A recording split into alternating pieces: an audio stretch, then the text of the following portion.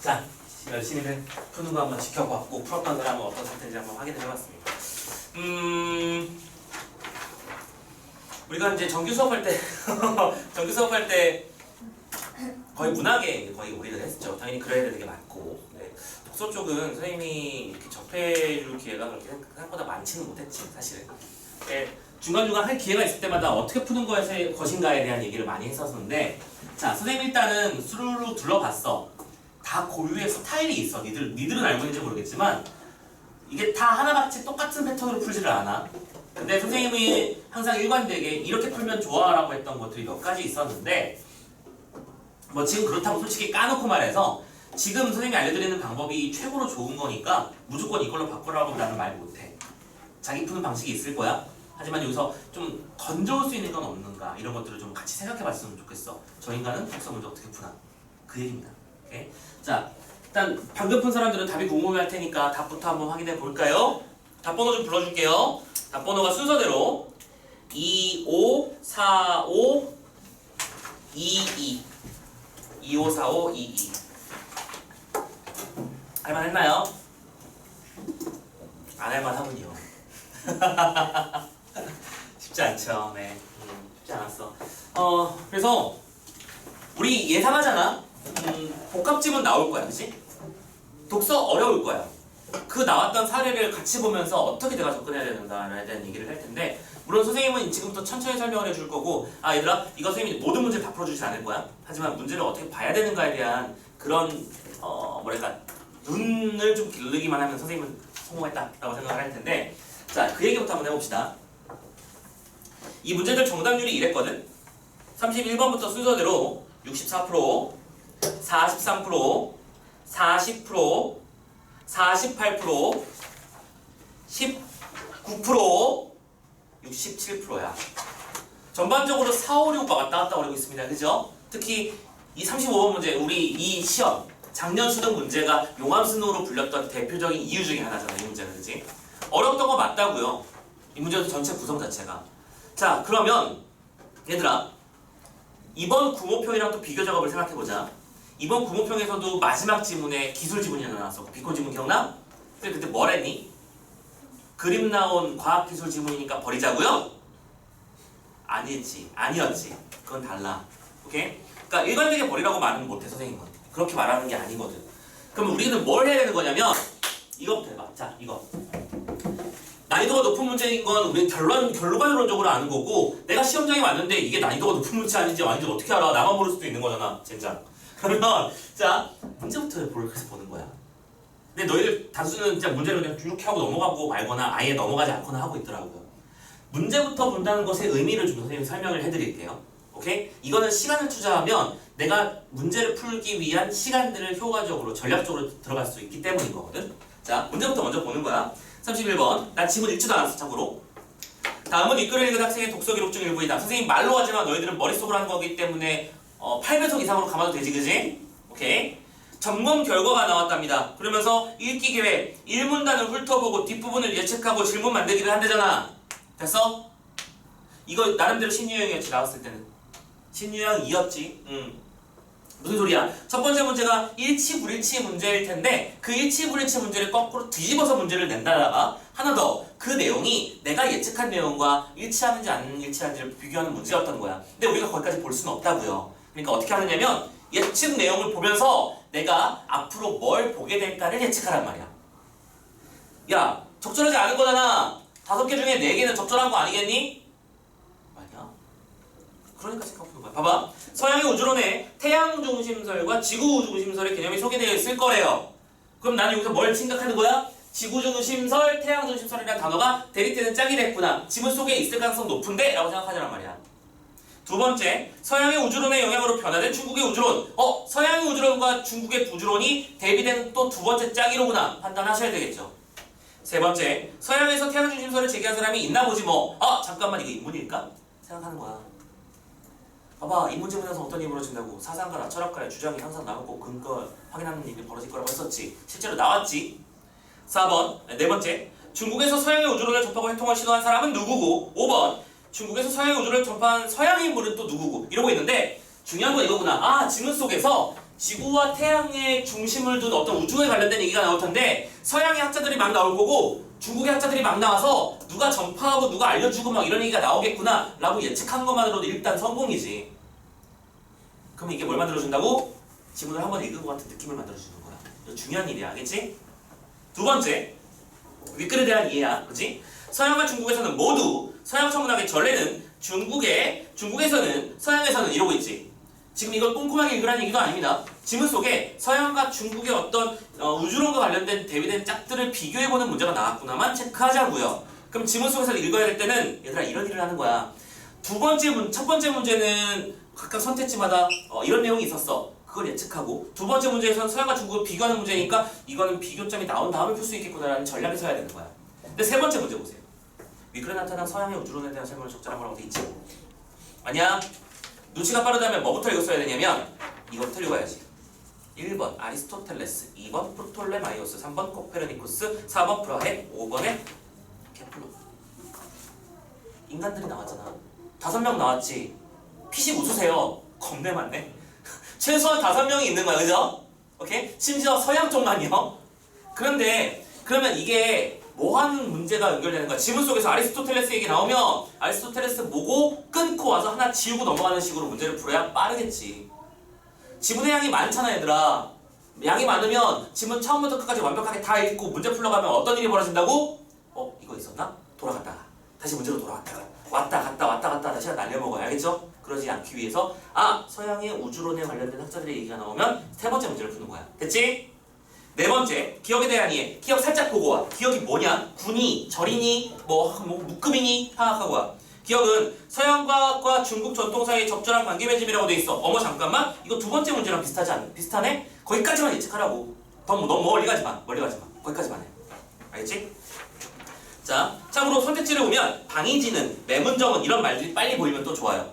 이쪽은 중국의 학자들 쪽으로 비교해주는 문제겠구나. 됐나? 다음 35번. 보기를 참고해서 A를 이해해보래. 구는 무한히 작은 부피 요소들로 이루어져 있다라고 하는 말만 보시고요. 오케이? A가 뭔지 빨리 체크하고 와봐. A가 중간쯤에 있는 한 단락의 전체 내용이죠. 그죠? 그러면 지문을 읽다가 A를 읽고 나면 풀 수 있겠구나라고 판단 되십니까? 됐죠? 그때 가서 판단하자. 지금 우리 뭐 못해요. 알겠지? 하지만 선택지를 보면 뭐 밀도가 어쩌고저쩌고, 질량이 어쩌고저쩌고, 만유 인력이 어쩌고저쩌고 이런 말이 나오고 있는 것만 신경 쓰자고. 됐니? 마지막 36번. A부터 E가 바꿔 쓴 거. 이거 어휘 문제야. 맞아? 어휘 문제는 어떻게 접근하라고? 지문을 읽어봤을 때 따라갈 만하다고 느꼈으면 바로 풀고, 그렇지 않다면 따로 때는 내라고 했었지. 맞냐? 정리됐어. 자, 선생님이 지금 이렇게 열심히 떠든 내용들을 실제로 여러분들은 문제를 풀면서 한 10여 초 내에, 15초 생각보다 얘들 겁나 짧다. 장난 아닌 짧다잉? 가자마자 하면 1, 20초 안에 내가 이 문제를 어떻게 접근할지, 이 문제 난이도가 대충 어떤 느낌일지, 내가 좋아하는 지문이 맞는지 이런 거 참 판단되잖아. 됐지? 전략을 세우고 그 다음에 문제를 접근하라고요. 그냥 단순히 눈으로 보지 마시고요. 문제를 읽으면서 전략을 쓰길 바라는 거. 됐죠? 그럼 선생님 지금 너희들 풀듯이 전략적으로 한번 접근해 볼게. 선생님이 지금 내가 시험장에 갔어. 이 문제를 만났어. 선생님이랑 어떻게 풀까? 보세요. 첫 번째 단락입니다. 읽자. 머릿속에는 일단은 문제부터 봐놨습니다. 됐죠? 문제부터 뭘 신경 쓸 거냐면 구조를 독해할 거야. 그러니까 지문들, 단락 간의 관계가 어떤 내용들로 이루어져 있는지 파악해 보는 거지. 하지만 첫 번째 단락은 항상 뭐거든? 화제를 제기할 단락이고 첫 번째 문제에서 첫 번째 단락을 읽고 예측한다고 했었지? 이미 읽은 거랑 진배 없을걸 실은? 봐봐 1번 지문 보자.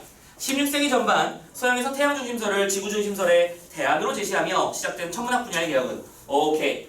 서양에서는 원래 지구 중심설이 있었는데 태양 중심설로 이야기가 바뀌었대요. 우리한테 지금은 당연한 얘기지만 과거에는 안 그랬지?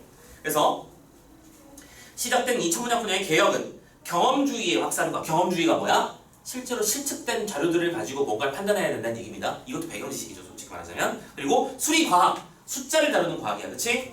궤도를 계산하고 원주율을 계산하고 뭐 수렴하는 값을 계산하고 뭐 이런 것들, 이런 것들의 발전을 통해서 형이상학을 뒤바꾸는 변형으로 이루어졌대요.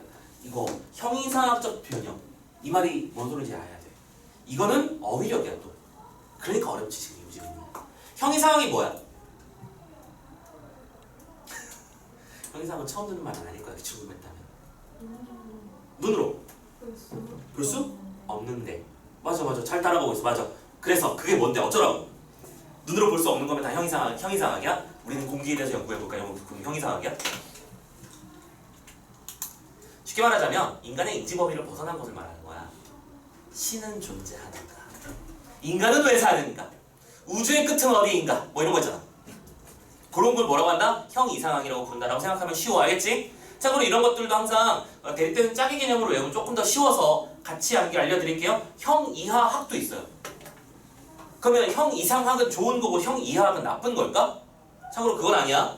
형이상학은 우리의 어떤 인식 범위를 뛰어넘는 그 무언가에 대한 성찰과 고민을 말하는 쪽이라면 형이하학은 우리의 현실과 밀접한 쪽을 말하는 거야. 물을 어떻게 하면 조금 더 많이 담을 수 있을까? 빛을 어떻게 하면 좀 더 강하게 만들 수 있지? 이런 식의 고민을 하는 것들. 됐지? 이걸 형이하학이라고 부르면 된다고 생각합니다. 알겠죠? 자, 아무튼 그건 이거야. 그러니까 지구 중심과 태양 중심이라고 하는 것들이 경험주의나 수치에 의한 과학적 요소였다면 이것이 형이상학까지 뒤집어 놨다는 얘기야. 우리의 어떤 삶에 대한 인식, 삶에 대한 어떤 진리 이런 것들 다 바꿔놨다는 얘기지. 그러면서 또 이런 말을 해. 서양의 우주론이 전파되자. 참고로 이 서양의 우주론은 우리는 지금 괄호로 묶여있고 문제로 나와 있는 건 알지만 지금 못 푼다는 것도 알지. 오케이? 근데 이런 서양 우주론이 어디로? 중국으로 전파가 됐대요. 그랬더니 중국에서는 이것을 자 어떤 일이 벌어졌다고? 전파되었어? 받아들였지? 회통하는 시도가 있었대요. 또 봐. 회통한다는 건 또 뭔데? 통하게 만든다는 뜻이야. 자기 것으로 흡수했다는 뜻일 거야. 알겠지? 와 저런 게 있어? 와 멋지네? 이러고 있는 게 아니라 나도 해볼래. 그래서 회통하는 시도가 있었고 그 과정에서 자신의 지적 유산에 대한 관심도 높아졌대요. 그럼 여기서 자신은 누굴 말하는 거야? 중국이지. 누가 중화민국 아니랄까봐 그죠? 다 자기 스타일로 만들어버리는 거. 오케이? 그런 일을 했다는 거. 자 지문의 구조를 지금 1단락에서 보여줬어요. 우린 지금 이런 순서로 얘기할 거야. 됐지? 그러면 이제 머리를 굴려봐. 이제부터 안 봐도 비디오야. 서양과학의 우주론에 대한 얘기가 나올 거야. 그리고 많은 학자들이 나올 거라고 예측이 돼. 맞냐? 맞냐? 오케이? 그런 다음에는 중국 얘기가 나오기 시작하고 중국의 학자들 얘기가 나올 거야. 오케이?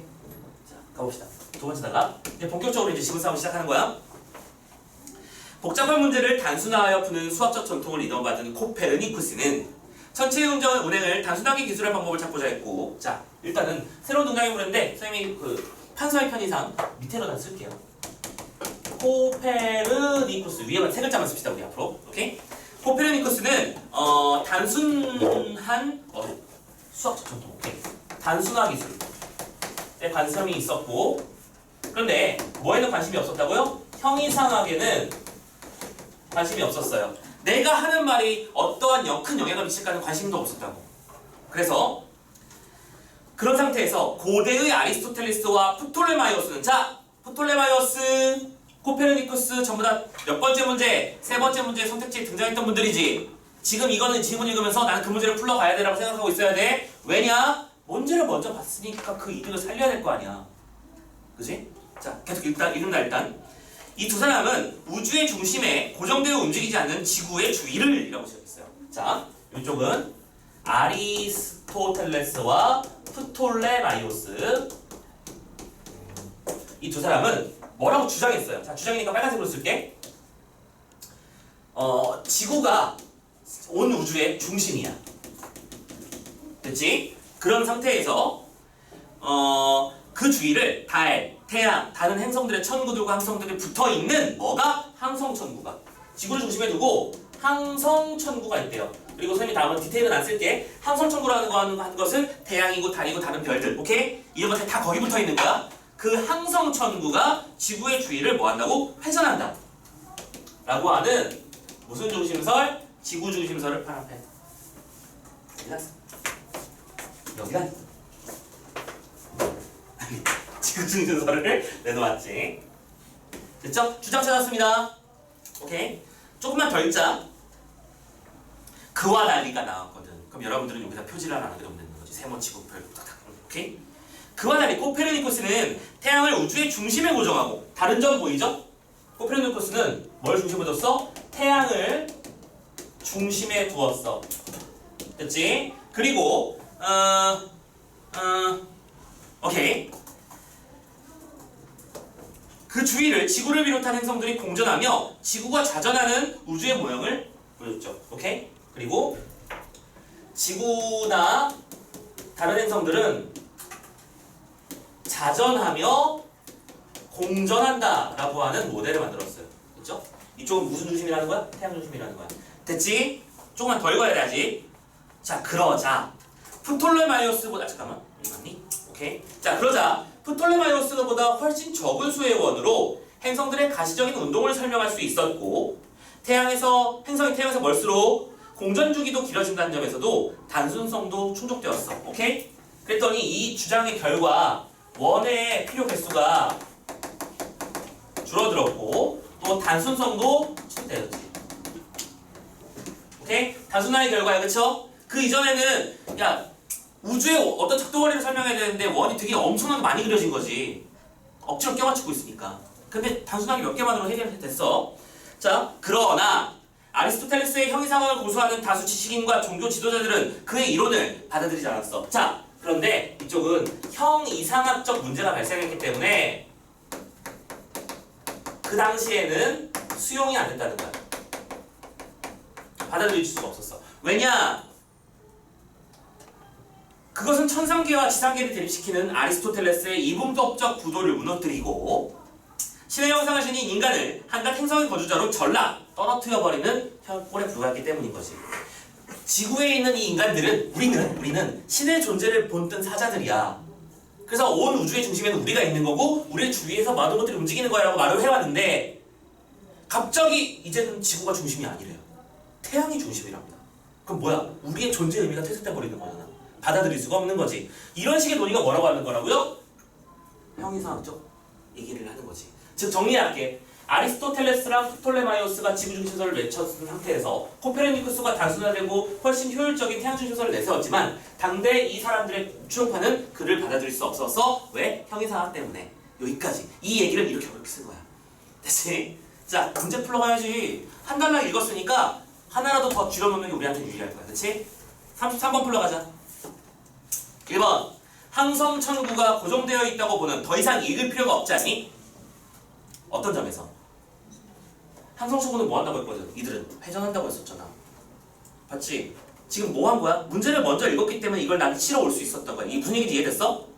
오케이? 그래서 빨리 없애버리는 거야. 두 번째, 많은 수의 원을 써서 행성의 가시적 운동을 설명한 프톨레마이오스의 우주론은 행성이 태양에서 멀수록 공전 주기가 지연된다는 점에서 단순성을 갖는다고? 얘들아, 단순성이라는 쪽은 프톨레마이오스와 달리 코페르니쿠스가 가지고 있는 쪽이었지.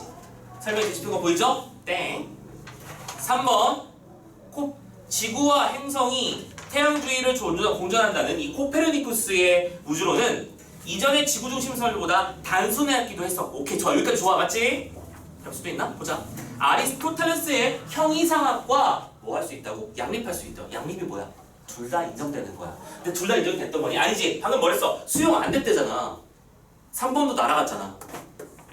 4번 보려고 했더니 브라헤가 나왔으니까 지금 모르는 거지. 그럼 냅두자고. 우리는 지금 문제 푸는데 실패한 거니? 절대 아니지. 한 문제가 답이 4번 아니면 5번 상태로 정리가 됐잖아. 아직 다 안 읽은 것 뿐이야. 우리 지금. 선생님 지금 어떻게 푸는지 보세요. 계속. 자, 다음 단락. 여전히 아직 다음 사람들이 나올 거라는 걸 예측 가능하죠. 그렇죠? 3단락 갑니다. 아직도 사용 얘기야? 16세기 후반 브라이언. 그렇죠. 예상대로네요. 자, 이제 브라이언 나왔는데 참고로 선생님이 지금 16세기 후반 있다고 안 쓰고 있지? 왜 안 쓰는 거니? 필요 없어서 그래요. 맞아요. 만약에 이 문제에 서수상 특징을 묻는 문제가 나왔다면 이런 정보도 실은 되게 중요한 문제야. 그지? 서양 역사의 흐름을 얘기하는 거니까 이건 통시적 고찰 이런 식으로 얘기할 수 있어야 되는 거거든. 하지만 그건 아니야. 그지? 넘어가. 코페르니쿠스의 천문학의 장점은 인정하면서도 잠깐만 보자. 오케이. 브라이언은 코페르니쿠스의 장점을 인정했다는 얘기를 다른 말로 번역해 볼까요? 다른 말로 번역해 볼까요? 무슨 중심설을 인정했다고? 태양을 중심에 둬야 된다는 사실을 인정한 거야. 자, 여기서 얘기를 하자. 선생님이 지금 여전히 구조도표를 하고 있는 중입니다. 단락이 각각 무슨 의미를 담고 있는지 보고 있는 중이야. 동시에 연결고리를 찾으려고 노력하고 있지. 앞에서는 이렇게 말했던 걸 뒤에서는 이렇게 바꿔놓은 것 뿐이지만 실은 같은 얘기잖아. A는 B이고 X도 B라면 A와 X는 같은 거야. 맞니? 그렇게 생각하자. 자, 그래서 인정하면서도 아리스토텔레스의 형이상학과의 상충을 피하고자 그러면서 동시에 아리스토텔레스의 형이상학도 상충을 피한다라고 말했어. 상충은 서로 충돌하는 거지. 말이 바뀌어 있는 것뿐 아니야? 대치된 거잖아. 상충을 피한다는 것은 아리스토텔레스도 뭐 했다는 뜻이야? 인정했다는 얘기고요. 그런데 이건 무슨 중심이거든? 지구 중심설이잖아. 어떻게 이게 가능하지? 라고 하는 것이. 가능한 이유를 설명했어? 봐봐. 어떻게 설명했냐면 우주의 중심에는 지구가 정도에 있고 아하 이렇게 설명했네. 둘을 합친 결과 먼저 지구 중심설인 거야 일단은. 그래야 형이상학을 받아들일 수 있는 거거든. 오케이? 그런 상태에서 달과 태양과 항성들은 지구 주위를 공전하고 오케이? 플러스 항성은 지구 주위를 공전하는 중인 거고 그리고 지구 외의 행성들은 태양 주위를 공전하는 거야. 지구 외의 것들은 태양 주위를 공전하는 거지. 즉, 이 전체의 공전 루트 속에 지구만 빼버린 거지. 됐나? 그렇구나. 그러나 케플러는 잠깐만 갑자기 다음 사람으로 넘어갔죠, 그렇죠? 케플러가 갑자기 튀어나옵니다. 케플러 보자. 참고로 그러나라고 나왔으니까 차이점일 거야. 대비되는 짝 만들 생각 해야겠지, 그렇지? 우주의 시수적 질서를 신봉하는 형이상학인 신플라톤주의에 매료되어 있기 때문에. 자, 보자. 일단 케플러는 이 얘기를 했어. 신플라톤주의. 근데 이거는 전부 다 실은 까놓고 말하자면 너희들을 현혹하기 위한 단어일 뿐이야. 이런 단어가 너무 많아서 힘드는 거야. 중요한 건 신플라톤주의라고 하는 건 수적 질서를 신봉하는 거래. 이 모든 것 안에는 수로 표현할 수 있는 것들이 있다. 원주율이 얼마나 큰 걸 빙글빙글 돈다 이런 식으로요. 그렇지? 그런 것들을 신봉했기 때문에 태양을 우주의 중심에 배치하여 단순성을 추구한 코페르니쿠스의 천문학을 받아들였어요. 오케이? 그래서 이쪽은 똑같아. 코페르니쿠스는 인정했어. 받아들였어요. 됐죠? 뭐예요? 공통점? 공통점이 보이지? 계속. 하지만 그는 동시에 뭐 얘기도 했다고? 경험주의자예요. 경험주의자 아까 먼저 말씀드렸죠? 무슨 뜻이라고요?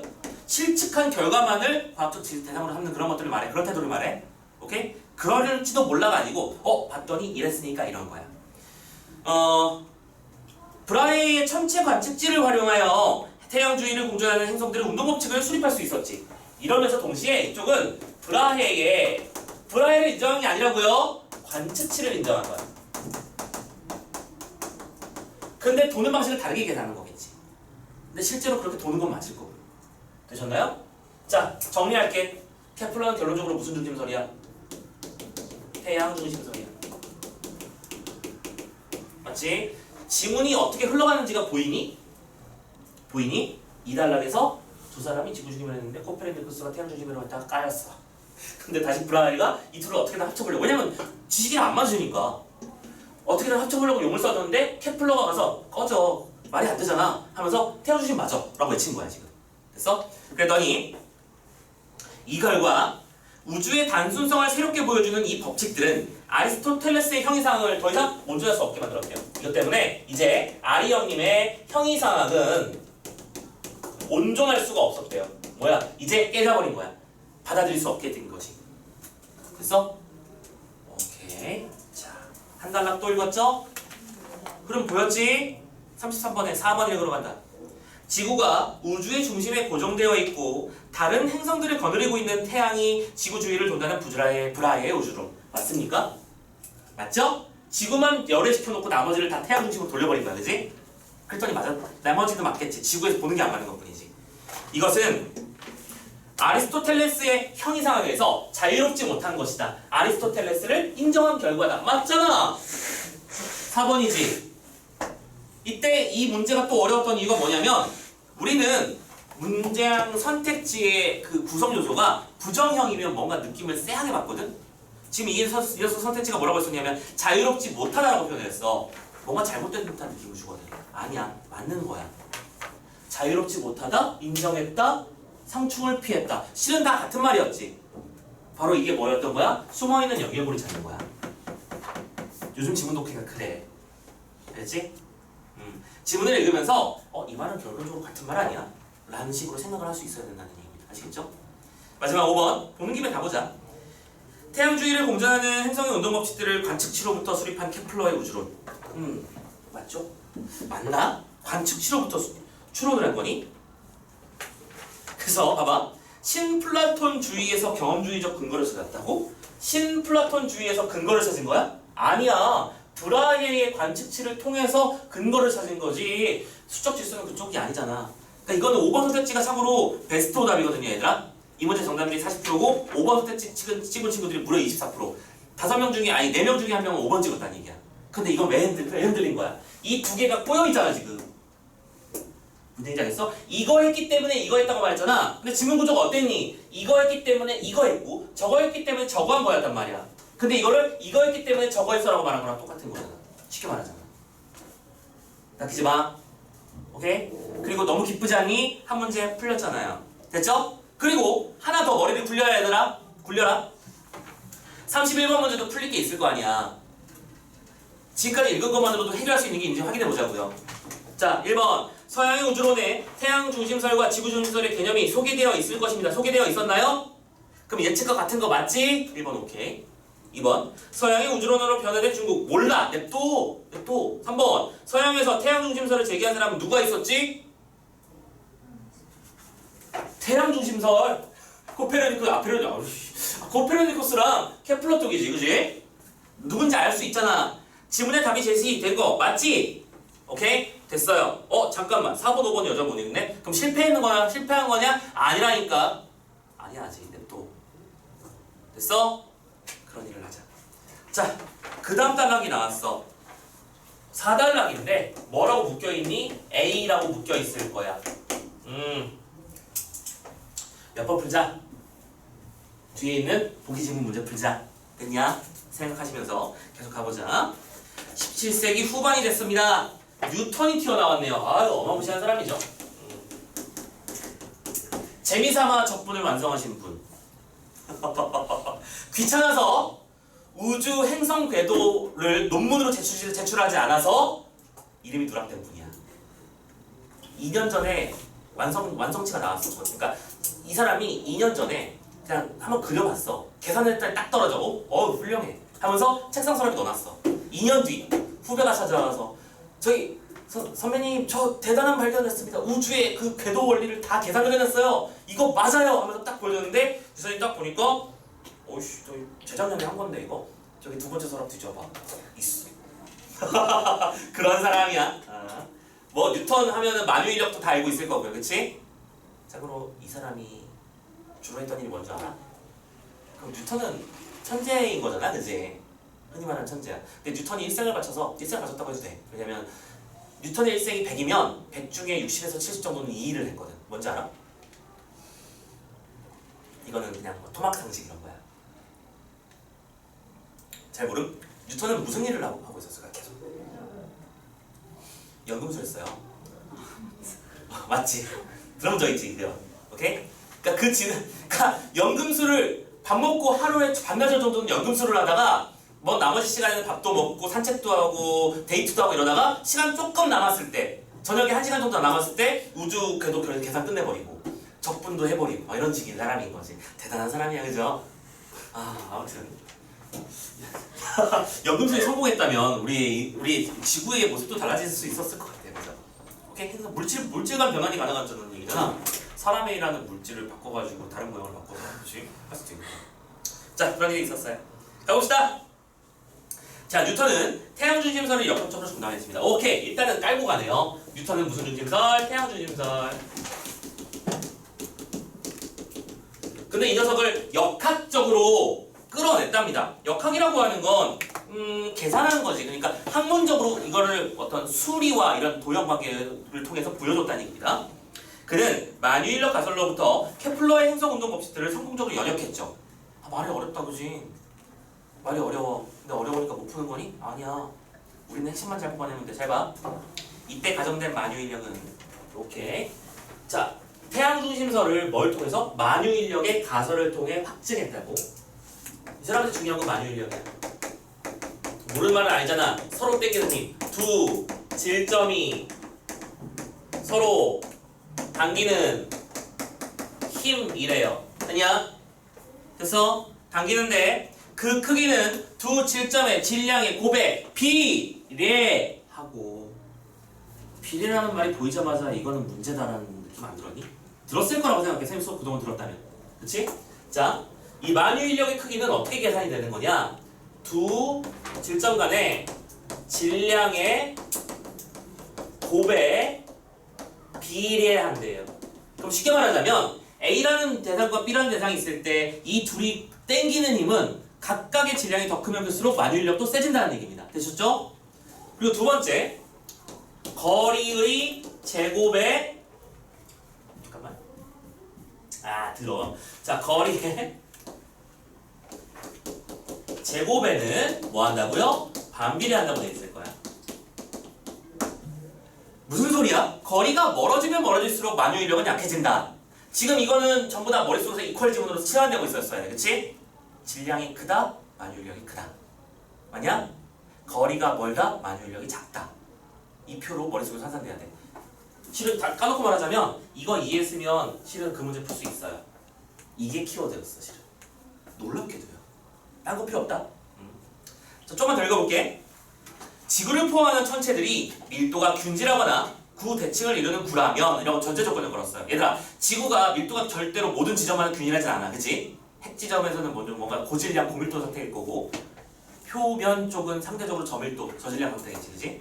자, 그런데 만약에 그렇다고 치면 그 천체를 잘게 나눈 부피 요소들을 각각이 그 천체 밖에 있는 어떤 질점을 당기는 만유인력을 모두 더하면 그 질점 전체를 당기는 힘을 구할 수 있다는 얘기야.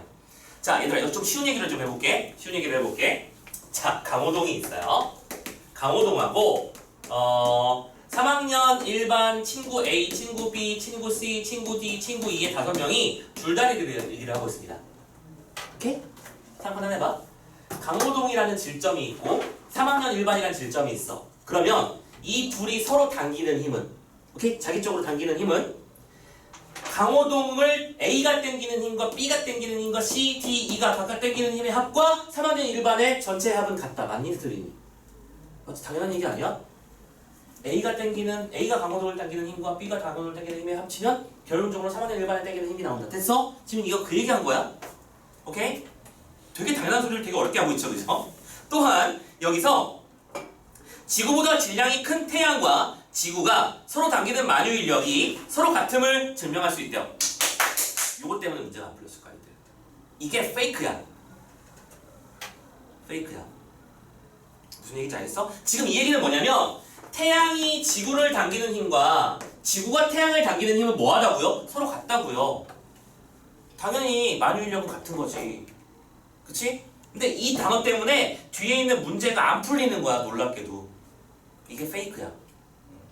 어떻게 페이크가 되는지 나도 보여줄게. 그래서 참고로 이 원리를 적용해서 달의 공전궤도, 사과의 낙하운동 등에 관한 실제 계측값을 연역 가설을 세운 다음에 확인을 해봤더니 맞음 이런 식으로 결론을 내려가지고 실제로 존재함을 입증했다는 거야. 여기까지가 뭐였어? A였어요. 됐죠?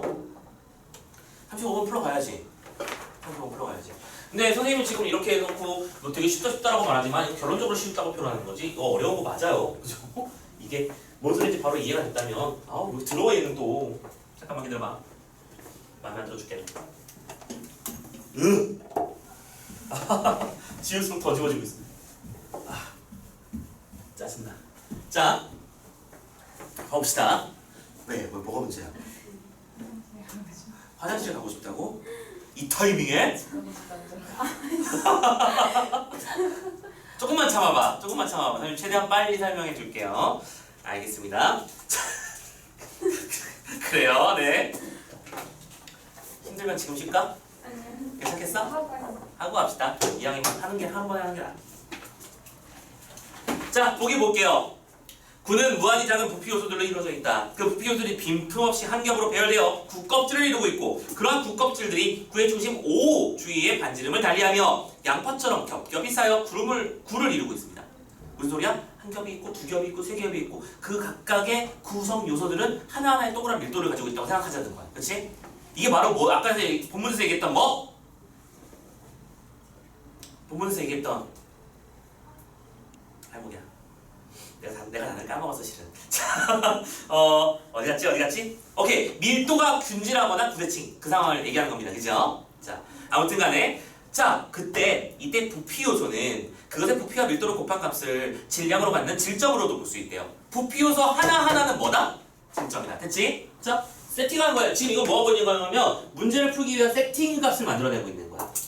부피 요소 하나하나를 각각은 뭐를 가지고 있다? 질량을 가지고 있는 질점에 해당한다고 생각하는 거지. 그치? 이해됐나요? 오케이? 이거 지금 뭐 세팅하는 건지 느낌이 와? 강호동대 ABCD랑 똑같은 거야? 그 ABCD 하나하나가 질량을 가지고 있는 거야?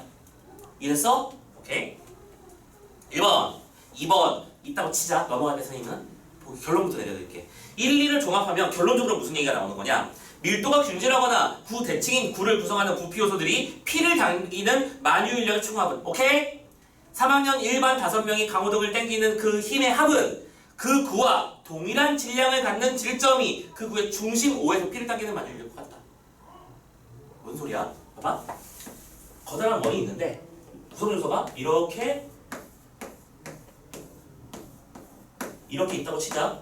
항공포 아니길 바랍니다. 자, 얘 전체가 얘를 당기는 힘이 있을 거야. 그치? 오케이? 그러면 어떤 일이 벌어지는 것이면 얘가 당기고 있고 얘가 당기고 있고 얘가 당기고 있고 얘가 당기고 있고 다 당기고 있다는 얘기야. 그치? 각각 요소들이 당기고 있는 거니까. 근데 이걸 한 방에 정리하자면 이 중심에서 당기는 힘과 똑같다는 얘기지. 이해됐습니까? 오케이? 자, 징그러우니까 지울게요. 자, 그래서 나도 없던 홍보처럼 생기는 것 같아. 아무튼간에 자, 같다라고 했고 이제 선택지를 읽으면서 이 녀석의 타당성들을 따져보면 되는 거지. 따져볼까요? 해봅시다. 1번부터. 자, 밀도가 균질한 하나의 행성을 구성하는 동심의 구껍질들이 같은 두께일 때 별 얘기 아니야. 일정한 두께로 점점 늘어나는 어떤 행성이 하나 있다는 거야. 오케이? 알겠지? 두 번째, 하나의 구껍질이 태양을 당기는 만유인력은 그 구껍질의 반지름이 클수록 커질 거랍니다. 반지름은 또 뭔 소리예요? 반지름은 왜 나오죠? 생각해보자, 얘들아. 어떤 원이 하나 있어요. 오케이? 원이라고 쳐. 미안해. 자, 반지름이 R이 있어요. 반지름이 늘었다는 얘기는 알겠지? 무슨 얘기인지. 구껍질을 껍질 낱개가 하나 개 더 늘었다는 거야. 맞아? 질량이 늘어났네. 그럼 만유인력은 커지는 거니 작아지는 거니? 커지겠지. 왜냐고? 질량이 곱에 비례하니까. 질량이 늘었으니까 만유인력도 느는 거 아니야? 아까 선생님이 이걸 머릿속에 치워내달라고 했니 안 했니? 했지. 질량이 커지면 만유인력도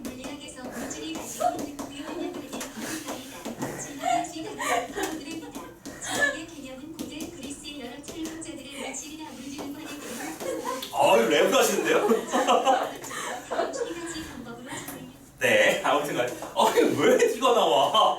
내가 할 거야, 하지마. 자, 아무튼 이렇게 해서 반지름이 늘었다는 개념은 원의 크기가 커졌다. 원의 크기가 커졌다면 질량 요소가 많아졌다. 많아졌으니까 만유인력도 커진다 라고 말하는 거랑 똑같은 거야. 됐지? 오케이. 이 얘기입니다. 됐죠? 1번부터 특히 그렇게 지워줘야 돼.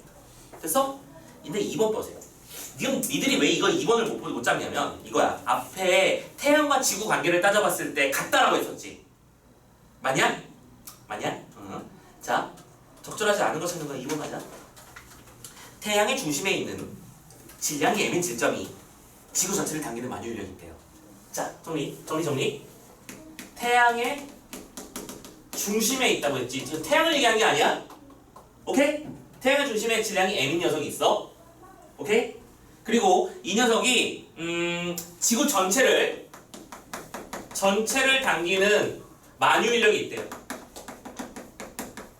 계산해볼까? 계산까지 필요 없지. 원리는 뭐겠니? 이따 만유인력은 뭐와 뭐의 곱이야? 질량 간의 곱이잖아. 오케이? 그럼 이 녀석은 M 곱하기 지구라고 해도 되니? 됐지? 이해됐어? 무슨 얘기지? 선생님 지금 무슨 어마무시한 일을 하고 있니? 질량이 곱에 비례한다며. 넌 왜 자꾸 나와? 자, 그럼 두 번째 다음 문장은 뭐라고 돼 있어? 지구의 중심에 있는 질량이 M인 질점이 지구의 중심에 있는 질량이 M인 질점이. 자, 요 말이 왜 페이크인지 감이 잡혀? 페이크잖아 이거. 중심에 있던 표면에 있던 3분의 2 지점에 있던 질량이 M인 거잖아 그냥. 이랬지? 그런데 참고로 이 말은 근데 꼭 존재해야 되는 말이다 실은. 왠지 설명해 줄게. 이 녀석이 뭘 전체를? 태양 전체를 끌어당기는 만유 인력은 이라고 했어. 결론 내려볼까? 요 만유 인력은 어떻게 계산하는 거야? 지구 곱하기 아니 지구란다. m 곱하기 태양이지. 근데 이 두 개가 지금 방금 뭐라고 했니? 같대잖아. 이게 말이 돼? 이것과 이것이 같다고 말한 거잖아. 무슨 얘기인지 알겠어? 이게 왜 같아? 다르지. 오케이? 그럼 여기서 페이크는 뭐였냐면, 그럼 선생님 태양 중심이라는 말과 지구 중심이라는 말을 왜 쓴 건가요? 왜 쓰긴? 거리가 똑같다는 걸 보여주기 위함이지. 그렇지 않겠어? 지구와 태양 사이의 중심점 간의 거리만큼이란 뜻이야 이거 지금. 어렵지 그치? 그치? 이 말은 그걸 표현하기 위함일 뿐이고, 중요한 건 만유 인력을 계산하는 방법은 이거야 라고 하는 거 어떻게든 써먹을까? 그 생각만 잘했으면 문제를 풀 수 있었던 거지. 됐나요? 오케이. 세 번째 거 가봅시다. 자, 어쨌든 답은 잡았습니다. 2번. 3번. 질량이 m인 지구와 질량이 m인 달이 있어요. 둘의 중심 사이의 거리만큼 떨어져 있으면서 질량이 mm인 두 실점 사이의 만유 인력과 동일한 크기래요. 야, 이거 뭐 계산이 필요하니? 생각해봐. 지구의 질량이 m이고 달의 질량이 m인데 서로 x만큼 떨어져 있는 상태래요. 이때 발생하는 만유 인력이 뭐가 있겠지. 내가 어떻게 알아? 계산하라는 문제 아니야. 그럼 이건 뭐랑 똑같은 거냐면 m만큼의 행성 질량과 m만큼의 행성 질량이 x만큼 떨어져 있는 것들의 상태랑 똑같다고 말하는 거잖아. 같지 당연히. 같지 당연히. 오케이? 4번. 태양을 구성하는 하나의 부피 요소와 지구 사이에 작용하는 만유 인력은 지구를 구성하는 모든 부피 요소들과 그 태양의 부피 요소 사이에 작용하는 만유 인력들을 모두 더하면 구해지겠지. 아까 그 얘기지? 3학년 1번 A가 당기는 힘과 B가 당기는 힘을 모두 합하면 그 지구 전체 전체가 그 요소 전체가 당기는 힘이 될 테니까요. 4번 길게 설명 안 해도 되죠? 5번 볼게요. 5번이 이게 뭔가 싶었을 거야. 반지름이 R, 질량이 M. 보자. 반지름이 R이야. 이 녀석은 질량은 M인 지구야. 오케이? 이 지구와 지구 표면으로부터 높이 h의 중심이 있는 질량이 m인 구슬이 있대요. 구슬이 있는데 이 녀석의 질량은 노란색으로 표현해줄게. m이고 이때 지구 표면에서부터 여기까지의 거리는 h래요. 정리됐냐? 이 둘 사이의 만유 인력의 힘은 어떻게 되겠니? m 곱하기 m. 됐지? 이때의 거리는 r 플러스 h지. 됐어? 나머지 읽어봐.